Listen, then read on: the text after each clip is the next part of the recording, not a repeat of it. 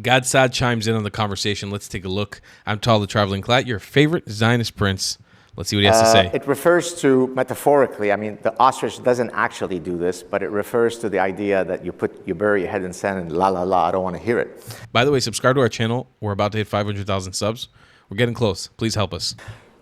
So there have been 47,000 plus terror attacks committed by Islamic terrorists since 9/11 alone in nearly 70 countries.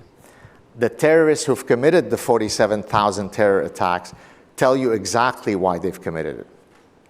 And they justify it via their canonical material in their holy books. Yes? But Westerners are much more suicidally empathetic, and therefore they come up with alternate explanations because you don't want to marginalize the noble religion of perpetual peace.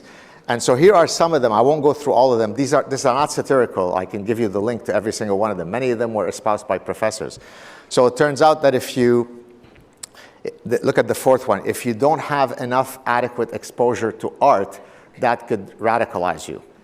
Who amongst us who didn't see enough Modigliani, Chagall, and Picasso didn't end up joining ISIS to throw gays off the buildings in Raqqa, Syria? It's a direct correlation between not enough Chagall and Picasso and becoming a terror attack. These are professors who propose this, right? Aren't professors supposed to be the purveyors and defenders of truth? Here's another one. I'll just mention one. This is from your favorite science guy, Bill Nye, who explained to us that the Bataclan attack in Paris, where they scream Allahu Akbar as they mow down everybody, was very conceivably due to solar panels and climate change. And then he offers a causal explanation for that.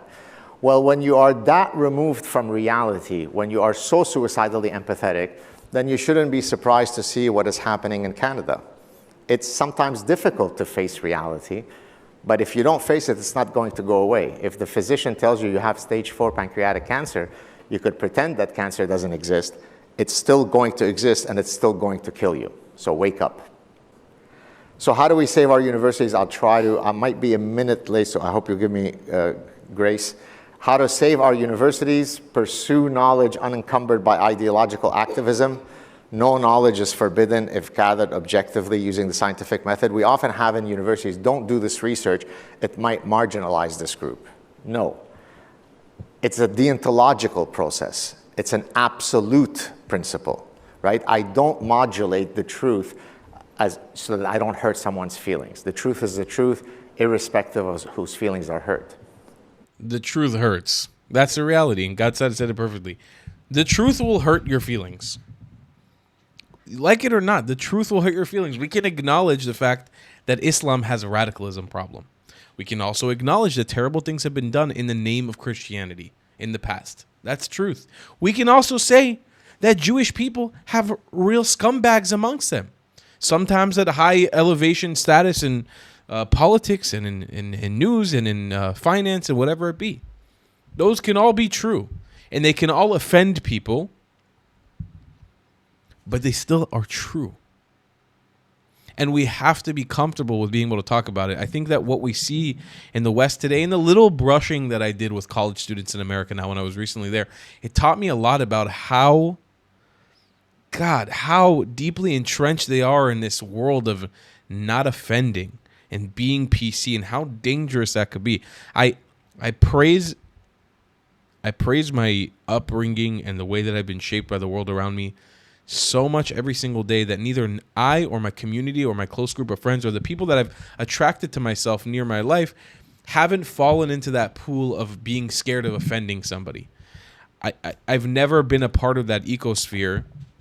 I would say maybe a very short period of time in my life I have been when I lived in New York City, and I sort of had to sort of watch the way that I spoke depending on which circles I was in. But I'm glad that it's not a core tenet of my life. It's not something that I live by. And that in the pursuit of not offending somebody, I haven't stopped myself from learning or from expressing opinions or from expanding my brain or from having conversations with people and educating people on stuff that I'm passionate about. And I'm very, very grateful for that.